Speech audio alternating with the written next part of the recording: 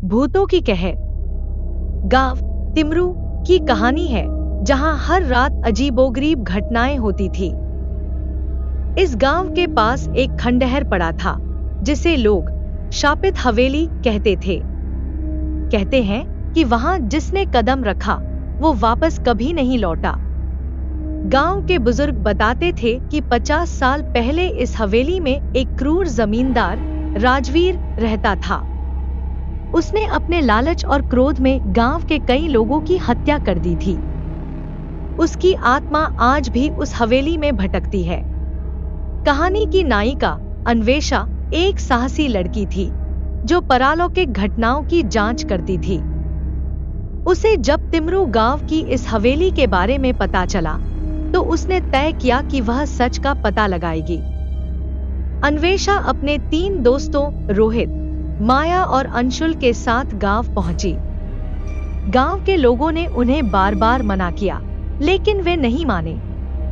जैसे ही वे हवेली पहुंचे, एक ठंडी हवा का झोंका आया और दरवाजे खुद ब खुद खुल गए। हवेली में घुसते ही अजीब सी फुसफुसाहट सुनाई दी, मानो कोई उन्हें वहां से जाने को कह रहा हो। एक जैसे ही अन्वेषा ने पहला कदम अंदर रखा, पुरानी दीवारों से खून रिसने लगा। माया चिल्लाई, यह क्या हो रहा है? 2 अचानक सीढ़ियों पर एक सफेद साड़ी में लिपटी महिला की परछाई दिखी। उसके लंबे बिखरे बाल और खून से सने हाथ देखकर सबके रोंगटे खड़े हो गए। 3 रोहित ने एक पुरानी किताब उठाई जो जमींदार राजवीर की डायरी थी। डायरी में लिखा था, मुझे मेरी मौत का बदला चाहिए। हर वो इंसान जो इस हवेली में आएगा मेरे श्राप का शिकार बनेगा। अन्वेषा को समझ में आया कि हवेली में राजवीर की आत्मा को मुक्त करने का कोई तरीका है।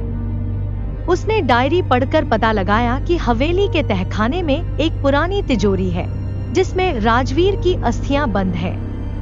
लेकिन जैसे ही वे तहखाने में पहुंचे, दरवाजा अपने आप बंद हो गया।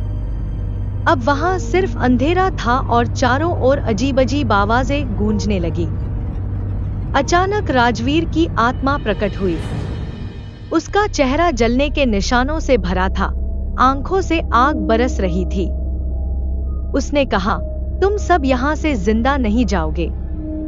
अन्वेषा ने हिम्मत दिखाई। उसने तिजोरी को खोलने की कोशिश की, लेकिन तभी आत्मा ने अंशुल को हवा में उठा दिया। तिजोरी खुलते ही आत्मा जोर से चीखी और हवेली हिलने लगी। तिजोरी के अंदर राजवीर की अस्थियां थी। अन्वेषा ने उन पर गंगाजल छिड़का और मंत्रोच्चार किया। आत्मा दर्द से चिल्लाई और गायब हो गई। हवेली शांत हो गई, लेकिन जैसे ही वे बाहर निकले, अन्वेषा को एक कागज मिला। उसमें लिखा था, यह अंत नहीं है, मैं वापस आऊंगा। वीडियो के अंत में अन्वेषा और उसके दोस्तों की कैमरा फुटेज दिखाई जाती है, जिसमें उनके पीछे राजवीर की आत्मा फिर से खड़ी दिखती है। कैमरा अचानक बंद हो जाता है। क्या राजवीर की आत्मा सच में मुक्त हो गई, या उसने अन्वेषा और उसके दोस्तों को अपने जाल में फंसा लिया? यह जानने के लिए अगले एपिसोड का इंतजार करें।